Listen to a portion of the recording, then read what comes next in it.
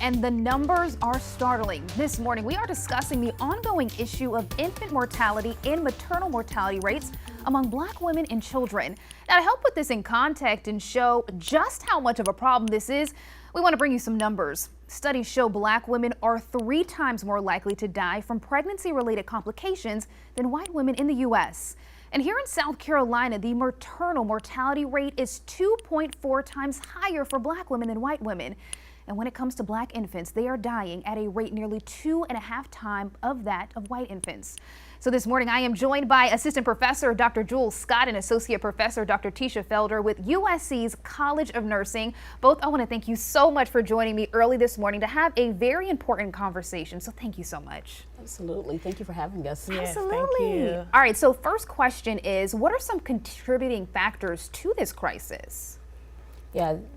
There are so many contributing factors, and I think what we know is that a lot of these deaths are preventable. And so I think when we think about that they're preventable, then that means we have to take action. There are things that happen before the woman gets pregnant, so preconception, access to care, access to providers that actually will listen to Black women when we come in and present to the healthcare provider.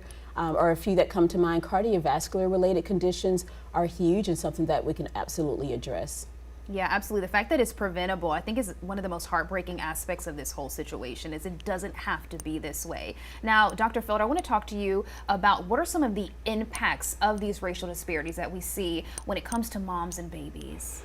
So one of the areas that I focus a lot on is breastfeeding promotion. And we know that if mom's birthing process is traumatic, she has a lot of issues, it makes it almost impossible for breastfeeding. And we know that human milk is the most powerful resource we have for improving the lives of our infants. And unfortunately, many Black infants are not as likely to be breastfed as other infants. And so this becomes kind of this cycle that not only impacts, unfortunately, the health of mom, but also of the baby. Now, I want to talk a little bit more about this. Both of you are doing such important work and research into this topic. Do you feel like it is an issue that people are really taking seriously or understand the magnitude of? Yeah, I mean, there's a big sigh with it. Yeah. Yeah, I would say, I think the fact that we're here talking about this this morning is an indication of how important I think this issue has been. And I think, Dr. Scott, you'd agree. Like, I think we're talking about this a lot more. I think so. I think we're gaining some momentum, which is great and needs to happen.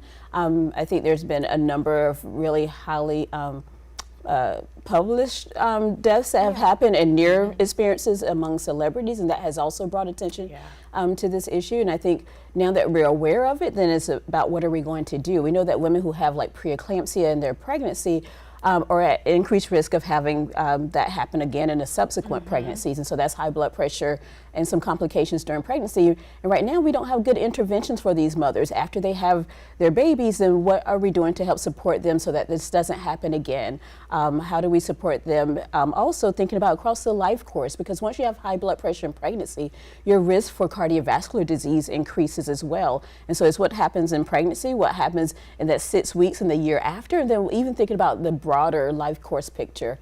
Yeah, absolutely. Now, I want to bring a statement that DHEC, they just released some numbers, and this is coming from Kimberly Seals, and she said earlier this month, we must continue our work to ensure we are reaching more expecting parents so we can close this gap, which will assist in bringing the total infant mortality rate down as well. How do we close the gap? We know DHEC is doing work. You are both doing work at USC, but how as a community can we help close this gap?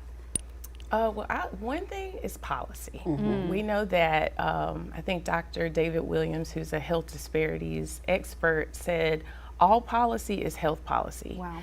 And so I think that good policies, such as, some that we even have here in South Carolina, so now that our state employees have parental leave, and that's a big deal, that gives mom and her body and her baby time to connect, to rest, to heal from that process.